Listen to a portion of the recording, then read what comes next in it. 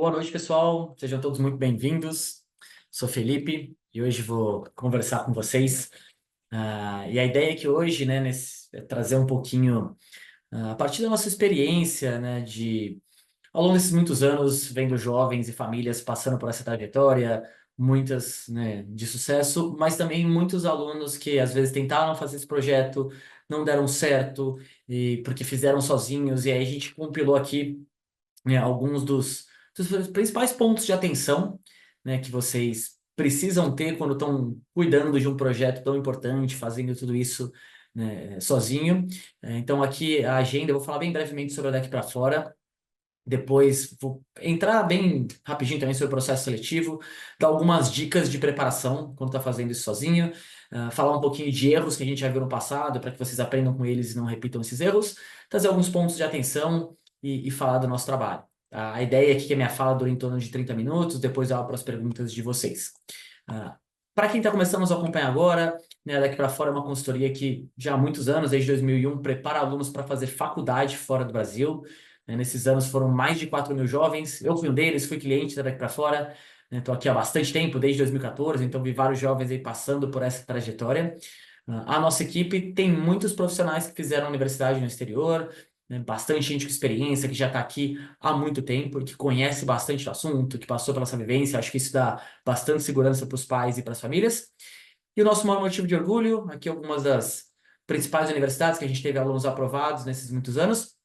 E ponto bem relevante, né? Não temos nenhum tipo de vínculo comercial com as universidades, parcerias. O nosso papel é ajudar os estudantes a serem os melhores candidatos, lá na frente avaliar quais são as melhores opções para cada um dos alunos, né? A gente atua em todos esses países. Dos países que não falam inglês como primeira língua, o nosso foco principal são as universidades em cursos em inglês, né? Então a gente tem aí um conhecimento bem amplo de muitas faculdades em diversos países. E sempre que eu mostro esse slide, estou falando com estudantes e com famílias, eu sinto que gera aquela dúvida, né, de: "Pô, será que meu filho tem chance lá fora? Quais seriam as possibilidades, dentro do contexto que a gente tem hoje?" Então eu vou deixar aqui para vocês uma avaliação de perfil aqui no chat, que é algo que a nossa, né, equipe desenvolveu. Na verdade, eu deixo no final, não estou aqui com o link, mas no final eu deixo para vocês. Mas a ideia é que vocês respondam algumas perguntas, né? E aí a gente vai ter uma ideia inicial onde cada um tá, pontos positivos, pontos de atenção. E a partir dessa análise, muitas famílias depois agendam uma conversa individual, com um dos nossos especialistas aqui, tá aqui para fora, para a gente conseguir entender, né, tirar dúvidas mais específicas e explicar como que podemos ajudar. Mas vamos lá. Então, começando aqui, né, o conteúdo de hoje. Rápido, mas bem objetivo sobre o processo seletivo. A gente repete esse slide aqui, essa explicação bastante. Afinal de contas, é importante estar fixado na mente de vocês como funciona o que pode ser considerado. Basicamente, as faculdades avaliam, né, o processo em duas grandes etapas: parte acadêmica, a partir do histórico escolar, que pode variar um pouquinho do período que cada país ou cada universidade avalia, mas em geral a partir do nono ano do ensino fundamental até o final do último ano do ensino médio. Aí depende, né, se você estuda numa escola brasileira ou internacional, se é primeiro ou décimo primeiro. Depois algumas provas para alunos pensando em fazer faculdades nos Estados Unidos. Grande parte das universidades vai exigir o SAT ou o ACT, o equivalente ao Enem norte-americano. Teste de proficiência: qualquer universidade que o curso for em inglês vai exigir uma dessas provas. As mais comuns: TOEFL, IELTS, Cambridge ou Duolingo. O Enem tem crescido de importância no exterior, né? Para alguns países, ou para Portugal, é um acesso direto para as faculdades, classificatória direta. Outros países, como o Canadá e muitas faculdades na Europa, consideram como parte do processo. E algumas universidades podem exigir uma prova específica, principalmente na Europa, direcionada para algum curso, ou para uma universidade. Então, muita atenção aqui. Critérios pessoais, normalmente exigidos em faculdades mais seletivas ou processos de bolsas mais seletivos. O que eles podem pedir: cartas de recomendação, em geral de 1 a 3 cartas, de professor e coordenador da escola, avaliação das atividades extracurriculares, tudo que você se envolveu fora do currículo obrigatório da escola. E essa parte de extracurricular, né, além de ser avaliada, geralmente em formulários, né, ou descritivos que você vai falar o que você fez, é muito comum que você consiga explorar um pouco sobre ela nas redações. Para cada universidade vai ter pelo menos uma. Muitas faculdades vão ter mais de uma redação muito pessoal, perguntando sobre você, seus aprendizados, reflexões, que muitas vezes, né, você teve nessa parte de extracurricular. Por último, não são muitas faculdades, mas algumas pedem entrevista. Quando tem entrevista, geralmente é com um ex-aluno ou admission officer da universidade, entrevistas feitas por vídeo aqui. E por último, para alunos pensando em cursos artísticos, muitas universidades, né, vão pedir um portfólio ou uma audição por vídeo. Para muitas universidades, essas bem direcionadas para artes, essa pode ser a parte mais importante do processo. Então, assim, vários requisitos. É claro que, dependendo da faculdade, vão ser mais requisitos e mais seletivos. Algumas, né, vão ter processos mais simples. A grande parte aqui do nosso papel também é lá na frente ajudar os alunos a encontrarem quais universidades vão valorizar o que cada um de vocês tem de melhor. Então, dentro desse contexto do processo seletivo, quero trazer aqui, né, algumas das principais dicas e chaves que eu vejo aqui para que vocês tenham mais sucesso ou melhores chances de ter, né, melhores resultados. E o primeiro deles, sem sombra de dúvidas, que eu acho que vão abrir mais portas, é começar a se planejar com isso com bastante antecedência. Muitas das fases que eu expliquei aqui, né, que são consideradas pelas universidades, elas demandam tempo. Um primeiro ponto deles, né, é a nota. Como vocês viram, né, a parte acadêmica e a média geral de notas, eu diria que é o ponto que mais universidades no mundo vão avaliar de alguma forma. Algumas vão ter vão ser mais criteriosas, outras menos, mas quanto antes vocês começarem a se dedicar academicamente, tiverem boas notas, melhores oportunidades vocês vão ter. Outro ponto, vocês viram que o Enem, né, é avaliado e pode, de alguma forma, pesar positivamente em diversos países. Tem uma correlação muito grande com alunos que têm boas notas, que estudam e se dedicam, de tirar uma boa nota no Enem. Então, se dedicar aqui, começar a ter esse olhar para as notas o quanto antes e saber que elas vão sim importar e vão te abrir portas, com certeza vai te dar melhores possibilidades lá na frente. Segundo ponto, ter antecedência é importante, preparação para os testes padronizados. Hoje eu tenho muitos alunos que começam a se preparar conosco já, né, na nona série, primeira série do ensino médio, e a gente orienta esses alunos a chegar no segundo ano do ensino médio e já começar a se preparar para o SAT. Então tem muita gente, como a gente tem aquela coisa do vestibular aqui no Brasil, né, que o Enem só acontece lá no final do terceiro ano, a gente acha que a gente só pode fazer a prova, por exemplo, um SAT no terceiro ano. E não, grande parte do conteúdo de matemática que cai no SAT vocês já viram quando estão entrando no segundo ano do ensino médio. A parte de inglês você consegue se preparar. E aí um outro ponto relevante é que o SAT ele acontece 7 vezes ao ano. Então, vamos supor, você começou a se preparar para a prova no primeiro semestre do segundo ano. Faz uma prova oficial já no segundo semestre. Pô, vai bem na matemática, mas vai mal no inglês. Aí você pode se preparar, refazer a prova. Se você melhorar outra sessão do inglês e for mal na matemática, você soma a maior nota de cada sessão. Então você tem muito mais tempo de tentar mais vezes, de fazer ajustes na preparação, se for necessário, e chegar no último ano do ensino médio possivelmente já não dependendo dessa prova ou podendo focar só em uma das partes que você foi pior. Né? Então, a antecedência na preparação para os testes também é muito importante. Outro ponto, né, que faz diferença começar a se planejar com antecedência são as atividades extracurriculares. Os nossos alunos que tiveram os melhores resultados ao longo dos anos e que desenvolveram boas extracurriculares tinham uma coisa em comum, é que normalmente eles não deixaram para fazer isso na última hora. Né? Boas extracurriculares, elas acabam demandando tempo para que você consiga desenvolver alguma coisa, né? Não é de fato do dia para noite. E aí eu separei algumas dicas aqui, que conversando muito com os alunos, eu sinto que às vezes é difícil dar aquele primeiro passo, tá? Eu quero fazer alguma coisa de extracurricular, mas por onde eu começo? Né? Então acho que a primeira dica é começa alguma coisa simples, né? Não precisa ser algo gigantesco no começo, mas dá o primeiro passo, né? Eu sei que cada vez mais a agenda de tempo para muitos dos nossos alunos é um problema, é difícil. Então, se tempo for um problema, pense em fazer coisas que vão ser próximas, localmente, né? De repente você já viu todas as oportunidades que tem na sua escola, né? Mas procurem coisas que estejam mais próximas de você. Usa também todo mundo que você conhece, seus amigos, né? Você pode ter, de repente, familiares que trabalham em alguma área que você tem interesse em se envolver, né? Usa essas pessoas para te abrir portas, buscar ideias, né? Às vezes a gente acaba não perguntando, né? E não utilizando os recursos que a gente tem. Né? Como eu falei, a sua escola, né? Hoje as escolas, comparado com o passado, tem tanta oportunidade, aulas eletivas, projetos. Muitas escolas são abertas também, né? Que se você não tem algum projeto lá dentro que você possa trazer para a escola e iniciar, né? Já tivemos vários alunos nossos que, poxa, eu queria, né, participar das simulações da ONU, mas não tem na minha escola. Poxa, ótima oportunidade, porque você não vai lá e cria, busca outros alunos que também queiram, né, começar a iniciar um clube, alguma organização. Principalmente também não tenha medo de errar aqui, né? Muitos dos alunos que fizeram coisas legais ou escreveram redações legais lá na frente sobre extracurriculares, perceberam que o que eles aprenderam ao longo delas era tão importante quanto o resultado final. Então, o aprendizado que vocês têm ao longo dessas extras são importantes. E a gente ajuda bastante aqui nessa fase, né, de extracurricular. Quero até mostrar uma receitinha aqui de como a gente utiliza o desenvolvimento de extracurricular, como que a gente, né, faz assim um brainstorming com os alunos para ajudá-los a encontrar boas possibilidades. Então, acho que o primeiro ponto é entender o que cada um faz.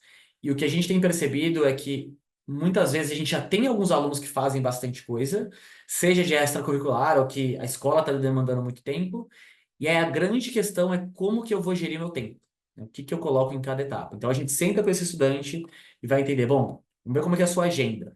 Quanto tempo você se dedica para cada atividade? E aí a gente senta com o estudante e entende, bom, qual que é a sua ordem de prioridade? Quais são elas que você mais gosta?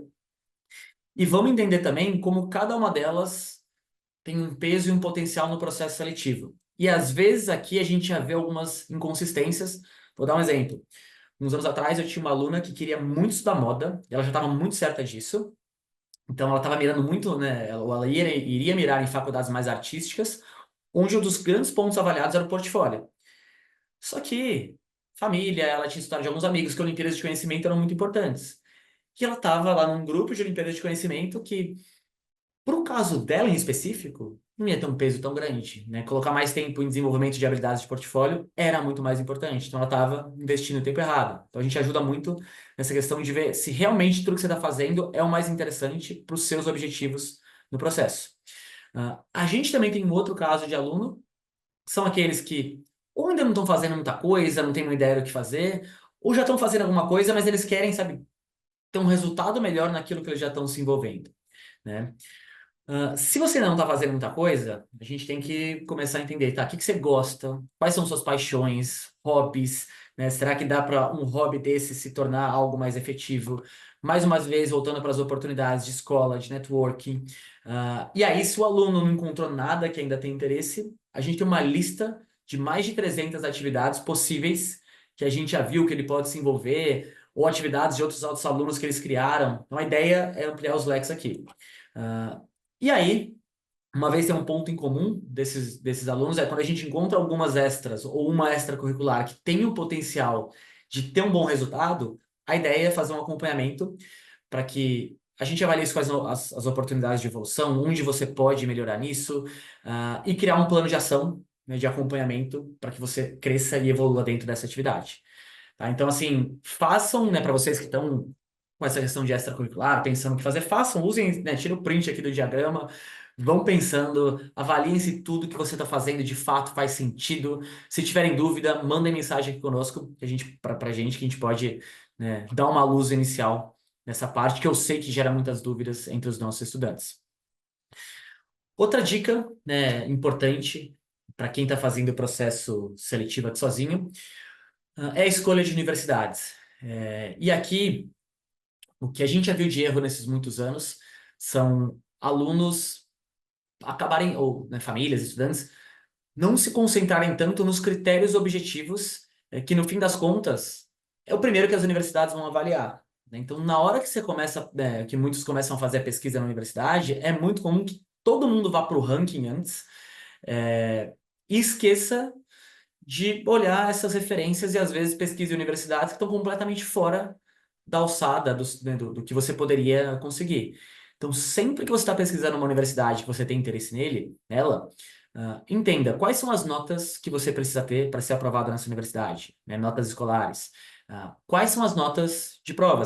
Se for nos Estados Unidos, se exige o SAT ou o ACT. Qual que é a nota do teste de proficiência? Nessa fase objetiva aqui, algumas universidades na Europa podem dar uma nota específica. Aqui a gente avalia, né, os alunos têm que ter uma média 8. O teste de proficiência é muito comum que eles dêem a nota exata que você precisa. Outras nos Estados Unidos, muitas vezes não tem esses dados. Vocês conseguem encontrar alguns sites que dão notas estimadas de mais ou menos, né? X% dos alunos aprovados estão nesses e nesses patamares, mas pelo menos você consegue ter uma referência. Alunos pensando em cursos artísticos, dá uma olhada se você, né, na internet, pesquisa lá portfólio de alunos daquele curso que você está mirando, que foram aprovados em anos anteriores, para pelo menos você ter uma referência do tipo de material que eles tinham, né? Depois, tem que entender quanto custa a universidade. E aqui, né, pais, eu sei que tem pais e alunos aqui, poxa, tenha uma conversa transparente em família, né, entenda até onde você pode chegar. Se a faculdade estiver acima, né, do valor, tem que ver se tem bolsa. E tem universidade, pessoal, que vocês procuram lá. Tem bolsa para aluno internacional? Tem algumas que já falam, olha, nós não temos. E aí você já sabe e tira do caminho, e não gasta tempo para uma universidade que talvez não vai ser o foco. Aqui os tipos de bolsas mais comuns que tem. E aí eu vou explorar só um pouquinho aqui, nessa parte, só para dar uma referência para vocês de valores, né, de quanto custa estudar nas universidades no exterior. Sempre que a gente fala de valores, né, eu já estou incluindo aula, moradia e alimentação. E algumas dicas de termos que vocês podem utilizar na hora de pesquisar as universidades. Então, Scholarship Opportunities for International Students. Sempre importante utilizar International Students, porque tem algumas bolsas que são somente para alunos internacionais e tem outras que são, né, para alunos, somente para alunos locais. Então, sempre, sempre, sempre verifica se essa oportunidade se aplica para alunos internacionais. Entender o tipo de bolsa que a faculdade oferece, se é por mérito acadêmico, necessidade financeira ou mérito artístico. Algumas bolsas, né, você é considerado já ao aplicar. Tem algumas bolsas por mérito que somente ao aplicar você é considerado. Tem outras que você tem uma aplicação extra. Então, uma é para bolsa e uma é para a universidade. E para os alunos pensando em bolsa por necessidade financeira, você tem que preencher esse documento aqui, CSS Profile. Então, já até, né, para quem está pensando nisso, já começa a se familiarizar, entender o que é esse documento, porque é um documento contábil em inglês, né, que não dá para deixar para estudar sobre ele de última hora, né, grande chance de você não preencher da maneira correta. E aí, onde você pode pesquisar? Site da universidade, normalmente é a fonte mais fidedigna, onde você vai receber algumas informações, apesar de depois eu vou trazer alguns exemplos que nem sempre o site das faculdades tem tudo que tem lá, mas é, né, é a informação mais confiável que você pode ter inicialmente. Vou dar alguns exemplos aqui de sites que são mais confiáveis e que, né, vocês conseguem ter parâmetros gerais que podem ajudar bastante aqui nessa busca. E uma dica bem legal: muitas universidades espalhadas pelo mundo tem associações de estudantes brasileiros, chamada de Brasa. E aí é legal que vão ser, né, estudantes brasileiros que já estão nessa faculdade. Então, quando você pesquisa sobre bolsa, muitas vezes, né, poxa, vão ter vários lá que você já vai ter uma ideia. Pô, tem aluno brasileiro com bolsa? Você precisa de uma bolsa muito alta. Você já viu algum caso nessa linha? É possível, não é? E aí são casos que se assemelham muito mais a você, né? Do Brasil aqui, esse é um grande, talvez uma das grandes dificuldades é que muitos desses recursos gerais, desses sites que eu vou até mostrar aqui para vocês, tem informações bem amplas, né, sobre todos os alunos que aplicam. Aí tem a média, né, média de bolsa recebida, mas não vai ter bem especificada de cada nacionalidade. Então, né, dá para vocês usarem como uma referência, mas nem sempre como verdade absoluta. Esses sites aqui são os mais úteis que vocês podem utilizar para ter, né, referências mais gerais sobre o processo. Dei algumas dicas gerais aqui, e agora eu quero trazer para vocês alguns exemplos de erros que a gente viu ao longo desses anos de alunos que se planejaram para fazer todo esse projeto sozinho. Vocês vão ver que alguns deles, né, parecem simples, mas às vezes fazer o simples é um pouco mais difícil. Um erro, seguir o deadline formado pela universidade.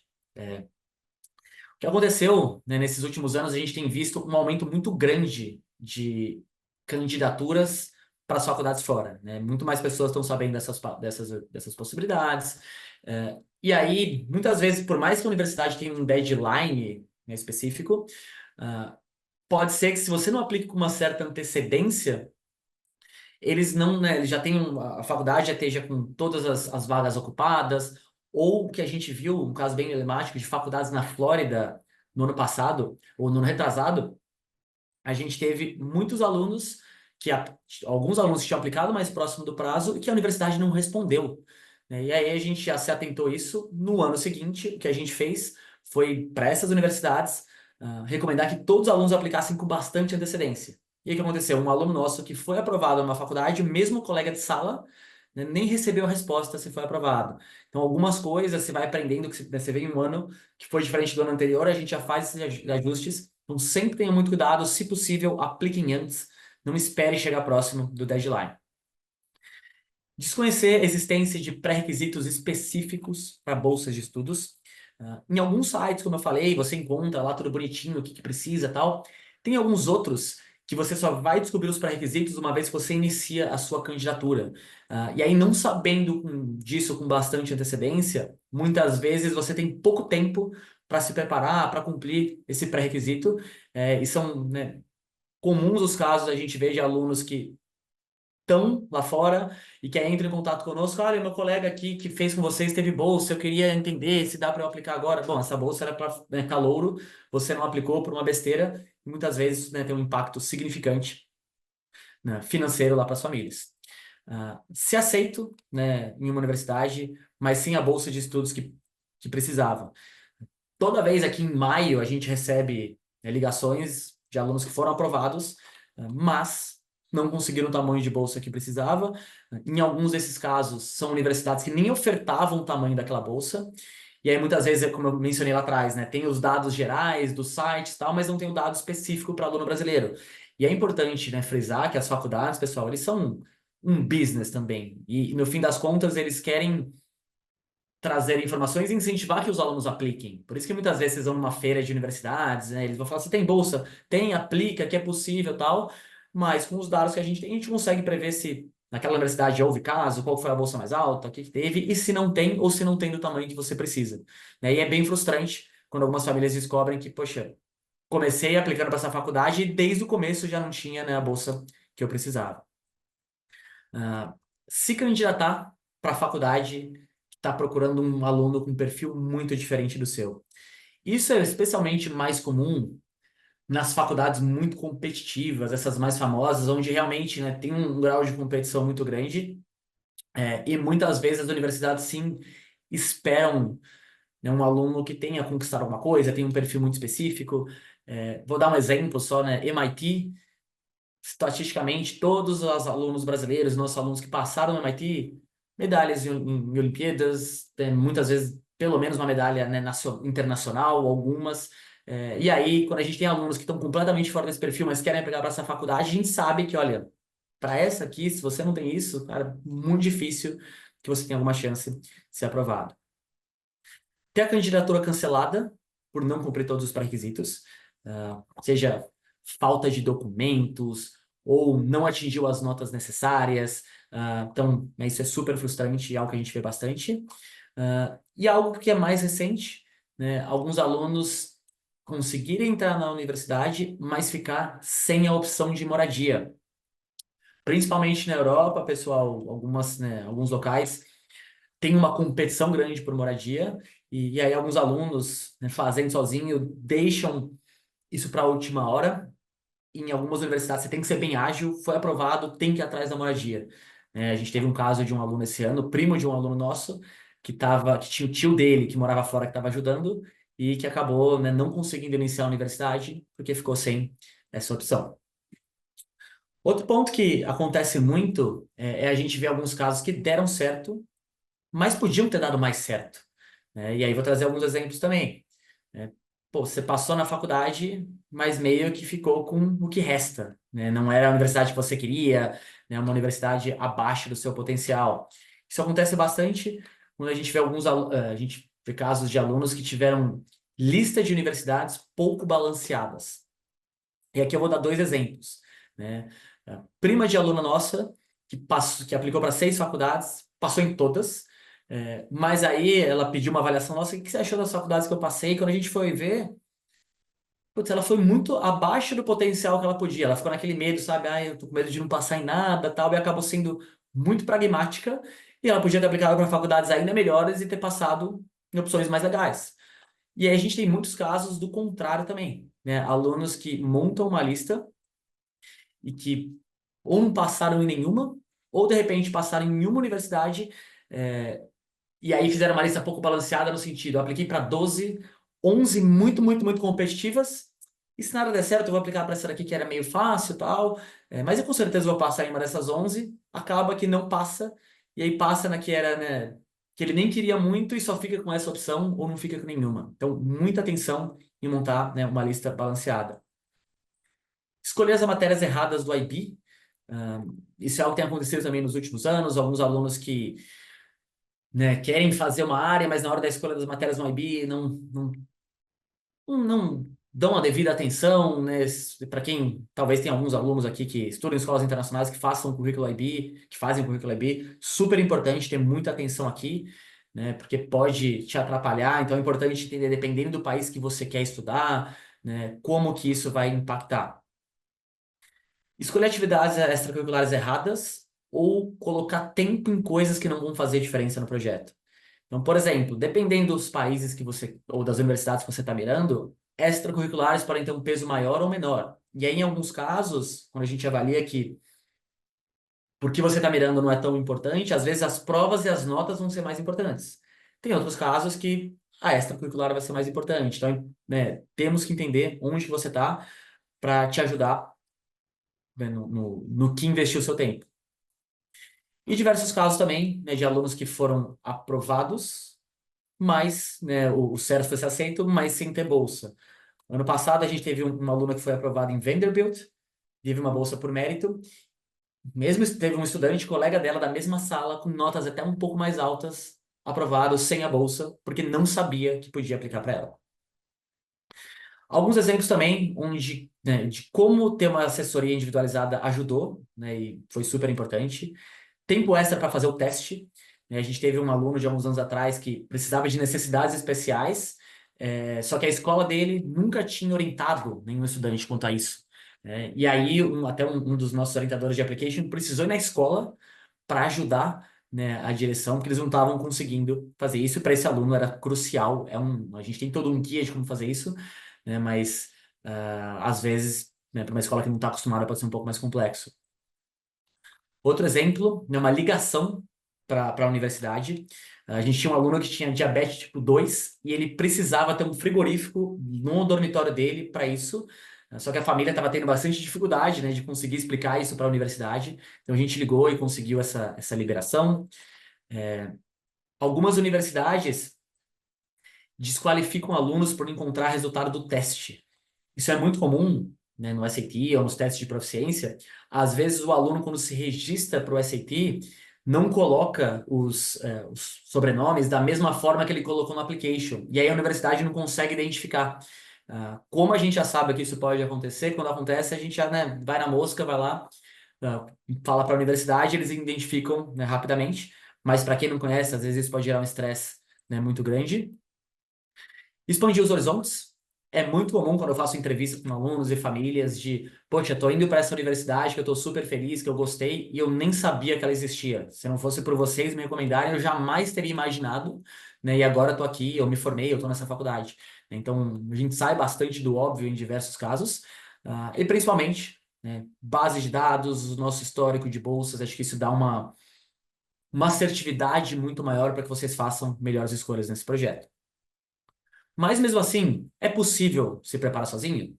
Sim, né? Acho que muitos anos, todos os anos, diversas pessoas fazem esse projeto, né, sozinho.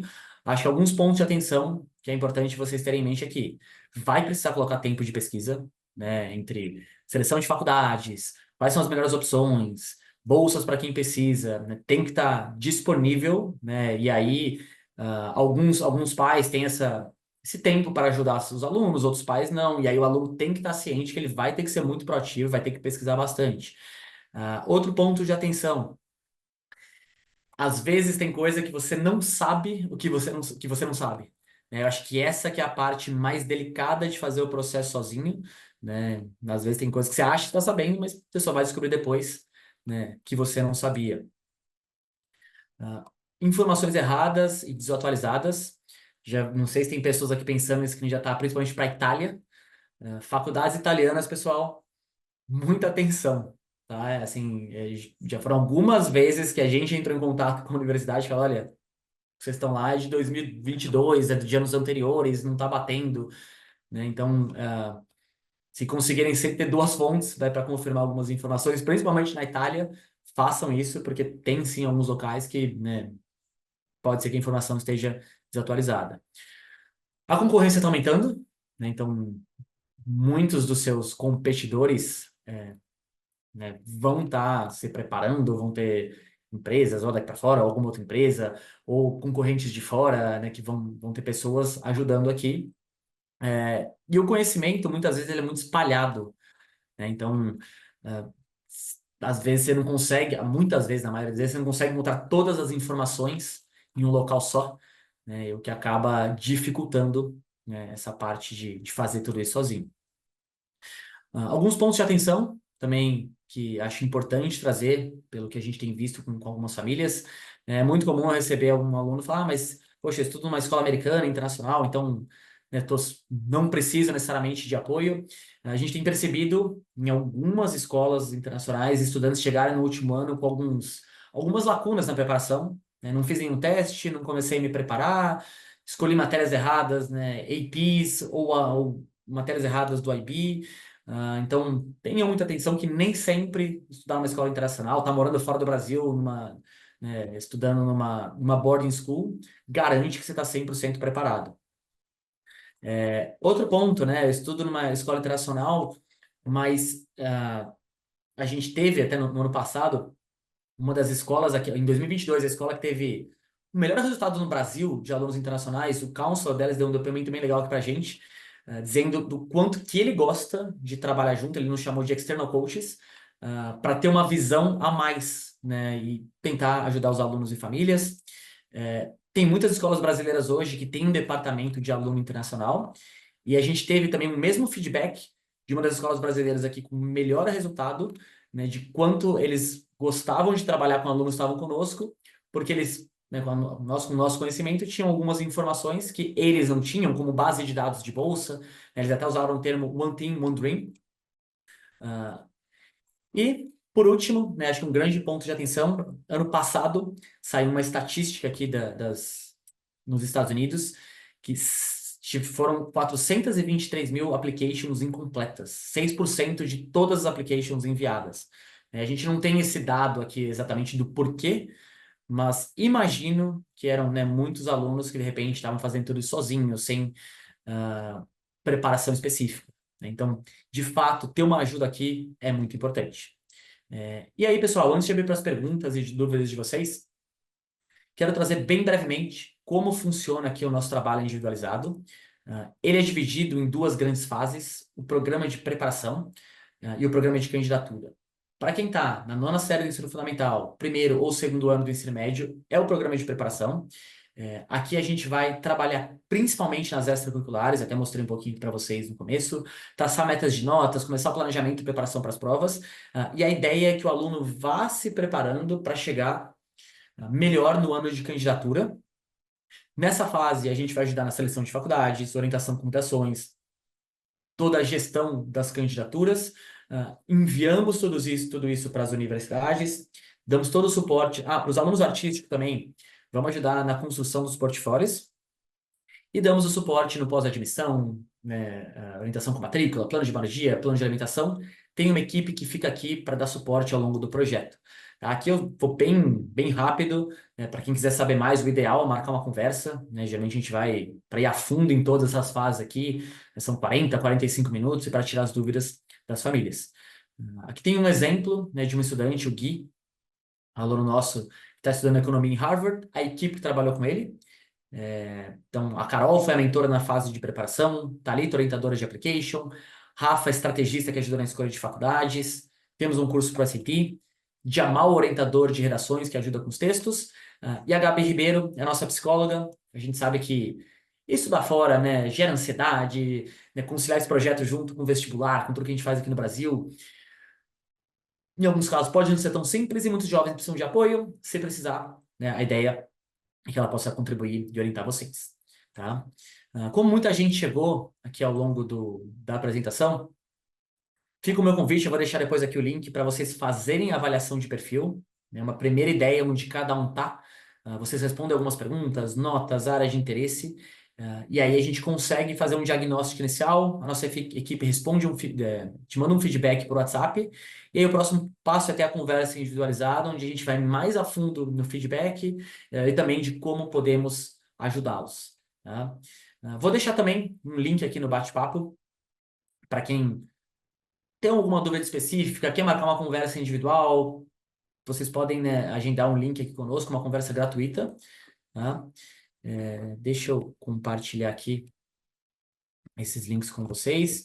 E aí, queria me colocar à disposição, pessoal, para tirar dúvidas, né, que podem ser aqui sobre pontos que eu mencionei, podem ser sobre outras coisas, né, relacionadas ao processo seletivo.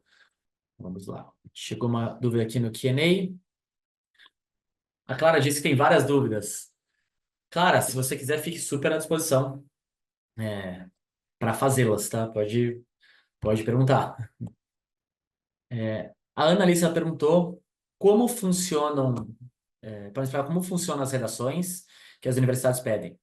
Claro, Ana, são redações, né? E aqui acho que até é legal separar um pouquinho em países, né? Quando a gente olha principalmente nos Estados Unidos, elas costumam ser redações bem pessoais, com temas revelados com bastante antecedência, e lá é comum que você se candidate para uma plataforma que chama Common App.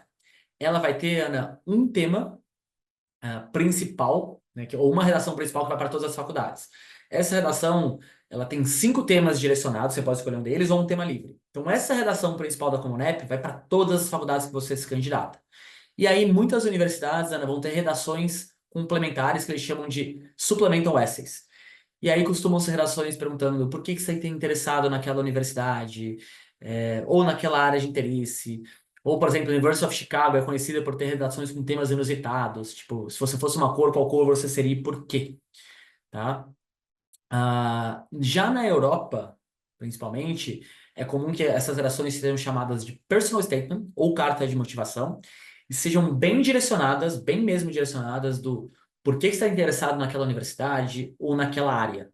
Bem objetivas, tá? Então, varia um pouquinho de país para país ou universidade para universidade. A Kailane me perguntou, né, como funciona o programa daqui para fora, quais investimentos o aluno deve fazer. Kailane, tem uma variação bem grande, aqui é bem legal para quem tem interesse em saber mais, entrar em contato individualmente, porque o valor do investimento vai variar dependendo de quando você começa. Se você vai fazer o curso preparatório para o SAT ou não, se você está mirando num curso artístico que vai ter, né, orientação de portfólio ou não. Então, são valores que variam bastante. Mas se entrar em contato, fizer avaliação de perfil, ou agendar conversa, ou até mesmo, né, perguntar aqui, a gente tiver uma ideia mais específica sobre você, dá para explicar bem no detalhe de quais seriam os valores específicos para cada aluno. E é legal que essa análise inicial, né, essa reunião, de graça, tá? Então você só tem um investimento se decidirem nos contratar depois. Vou voltar aqui para o Q&A. Essa primeira pergunta, cara, eu não entendi. Como podemos enviar essas informações do processo seletivo? Aqui, Clara, vai depender um pouquinho do país que você está se candidatando. Vou até mostrar um pouco aqui para vocês. Nesse slide, a gente tem um slide aqui que é legal, que mostra algumas das variáveis. Então, assim, a maioria das faculdades. Aqui. Então, a maioria das universidades, pessoal, quando você faz a sua candidatura, você vai fazer através de uma plataforma. Por exemplo, nas faculdades da Holanda, elas usam o Student Link. As americanas, a grande maioria usa Common App ou Coalition. No Reino Unido, eles usam UCAS. Tem muitas universidades que têm um portal próprio. Tá? Então, geralmente vai ser através de uma dessas plataformas. Então, você cria uma conta sua dentro dessa plataforma e aí as universidades vão utilizar. Então, acho que esse é o principal ponto, avaliar se as faculdades que você quer estão na plataforma ou se tem um portal próprio. Tá? E aqui tem algumas das outras principais variáveis, né, que as universidades têm no processo seletivo. Como funciona para ganhar bolsa de estudos, né? Aonde nos candidatamos? Mais uma vez, Clara, vai ser normalmente pelas plataformas de candidatura, ou pelo site, né, da universidade, se for. Aqui o grande ponto de atenção, claro, é que tem algumas faculdades que você, somente ao se candidatar, já é considerado automaticamente, e tem algumas que na hora que você dá, por exemplo, na Common App, eles vão ter a candidatura para a faculdade e vão ter uma outra parte para a bolsa de estudos. Tá? É importante entender que tipo de bolsa você está se candidatando, se aquela faculdade oferece, como eu falei lá atrás, né, se é bolsa por mérito acadêmico, por necessidade financeira. E aí, nas universidades que oferecem bolsa por necessidade financeira, é importante você já se familiarizar, vou até colocar aqui no chat, com esse termo aqui, CSS Profile, que é o documento que você tem que preencher para avaliar se você, né, se enquadra ou não para conseguir esse tipo de bolsa. E quando é bolsa por necessidade, você já, né, dá um check que precisa dessa bolsa logo no começo da sua candidatura.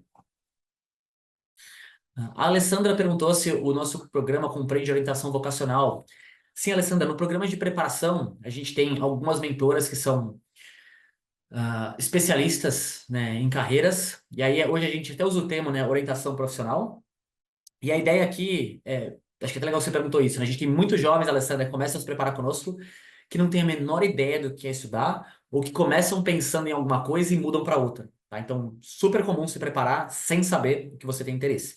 Então, a nossa ideia, a partir desse programa, é entender quais são as habilidades do aluno, para entender quais, né, áreas elas podem ser melhor aplicadas, trazer uma visão também das opções de cursos no exterior. Tem muito curso que talvez nem exista aqui e que tem lá, como esses cursos são aplicáveis se você quiser seguir morando fora ou se você quiser voltar para o Brasil depois.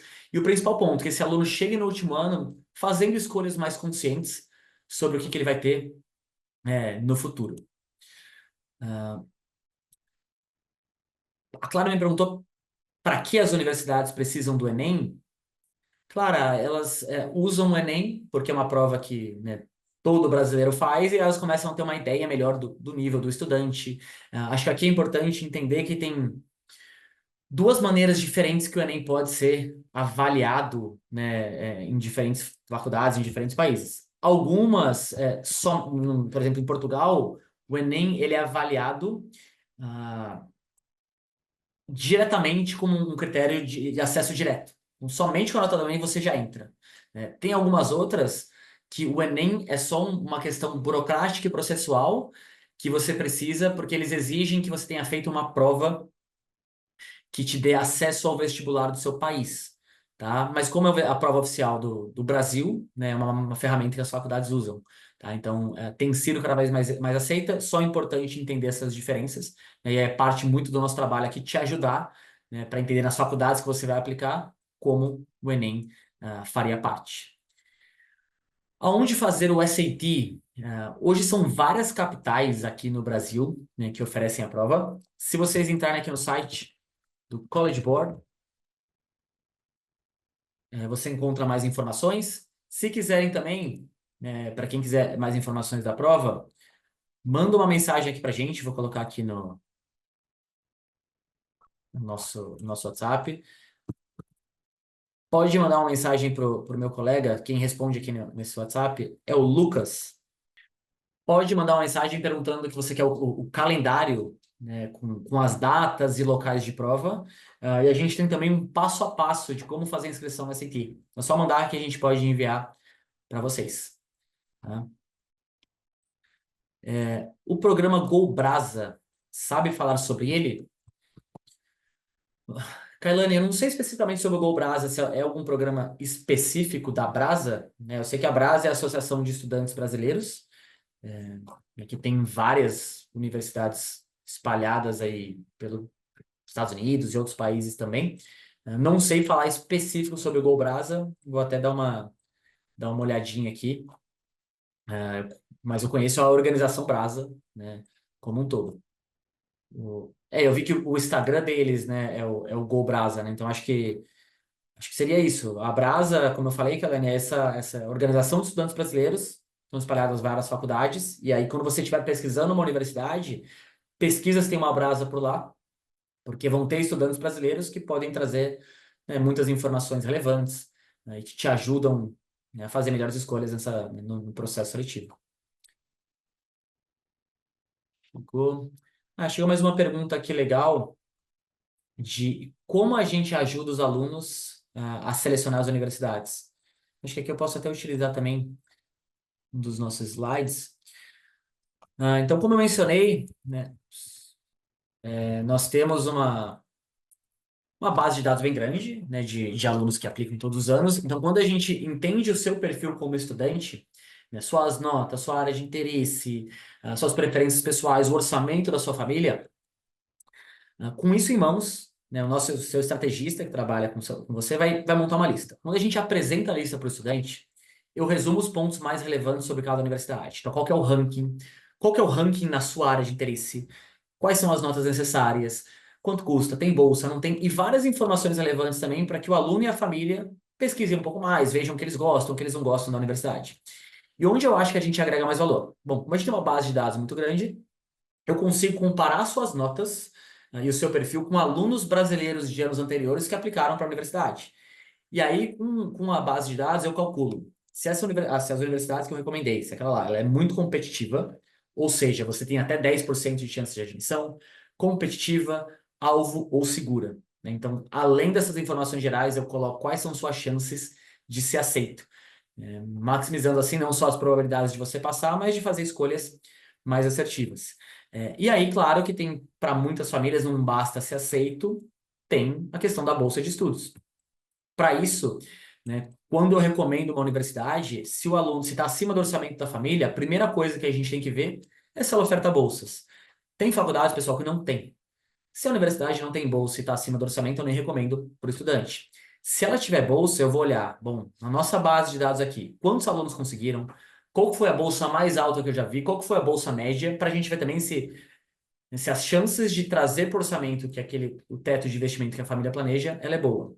E por último, quais são os pré-requisitos e se você cumpre os pré-requisitos que aquela universidade exige. E aí os tipos de bolsas mais comuns que tem, eu já falei um pouquinho aqui, mérito acadêmico, mérito artístico ou necessidade financeira. Tá? Então esse é o passo a passo aqui que nós utilizamos. Temos mais alguma dúvida, pessoal? A Annalise perguntou o que são bolsas full ride. Annalise, são bolsas que contemplam todo o custo, né, do estudante no exterior. Aula, moradia e alimentação. Então, sempre que vocês ouvirem esse termo, é um aluno que está indo para a universidade na faixa, não está gastando nada. E aí podem ter bolsas que são, né, full tuition, significa que você ganha uma bolsa integral da parte de tuition, mas você vai pagar o room and board, você vai pagar, né, a moradia e a alimentação da faculdade. A Alessandra perguntou se os valores estimados apresentados são por ano ou por semestre. São por ano, Alessandra, né, os valores anuais. Importante trazer aqui, muita gente me pergunta por que tem aquela variação tão grande, né, nos mesmos países. É claro que a reputação da universidade pesa um pouco, mas não é só isso. A localização, se a faculdade é pública ou privada, o curso, tudo isso pode influenciar, né, nesses valores. Mas é anual e está na moeda local de cada país. Mais alguma dúvida?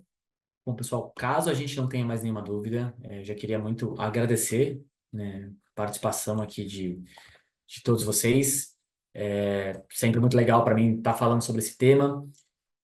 Por favor, entre em contato conosco, né, marque uma conversa. Pergunta legal aqui da Ana. Como funciona trabalhar durante a universidade? Ana, tem uma variação também aqui de país para país, tá? Mas eu diria que a grande maioria delas você vai poder trabalhar por um período de 15 a 20 horas por semana durante o ano letivo. Durante o ano letivo, eles não permitem que você trabalhe em tempo integral, afinal de contas, você é uma aluna, tem que estudar. Durante as férias, aí é muito comum que você possa trabalhar por mais horas, até 40 horas por semana.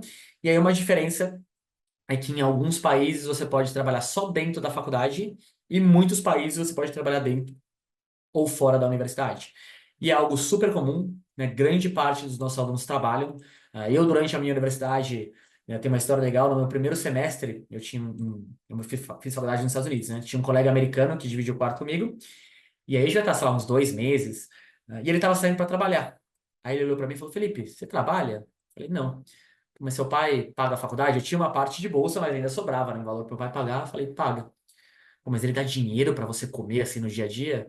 Eu falei, dá. Ele ficou me olhando assim com uma cara e falou, poxa, queria ter nascido no Brasil, eu trabalho desde os 15 anos, então lá, né, é uma cultura muito forte de trabalho, e né, rapidamente, depois do meu segundo semestre, já comecei a trabalhar, e a grande maioria dos nossos alunos fazem isso. A Kailane fez uma pergunta legal, como é que foi a minha experiência no exterior? Putz, excelente, Kailane, eu morei lá por 6 anos, eu fui num formato muito diferente do que muitos dos nossos alunos vão hoje, eu era atleta, né, então eu fui com uma bolsa esportiva, mas assim, eu gostei, acho que se eu pudesse destacar alguns pontos, convivência com alunos de fora. Nossa, eu conheci gente do mundo todo. É, meu padrinho de casamento, alguns anos atrás, que é um dos meus melhores amigos, é da África do Sul. Sabe? Tive a oportunidade de viajar depois e ficar em casas de amigos, né, enfim, que eu conheci durante a universidade. Segundo ponto, acho que a possibilidade de fato me virar muito sozinho. A gente tem uma cultura aqui que, né, né, latina, muito protetora. Eu sou filho único, então tava sempre muito com, né, minha mãe fazia muitas coisas para mim. E aí para a faculdade mas sabe, me permitiu me virar sozinho, ter que, pô, se eu não fizesse as coisas, nada ia acontecer para mim, então isso me ajudou a se desenvolver bastante. E também eu destaco muito em infraestrutura, sabe? As universidades de lá, e a minha universidade específica, era muito, assim, era impressionante. Laboratório, que eu me formei em 2012, é, comecei a faculdade em 2007, e naquela época todo aluno da faculdade recebia um laptop. Que na época, sabe, era, poxa, super legal. Então, assim, infraestrutura realmente é muito diferente do que a gente está acostumado aqui.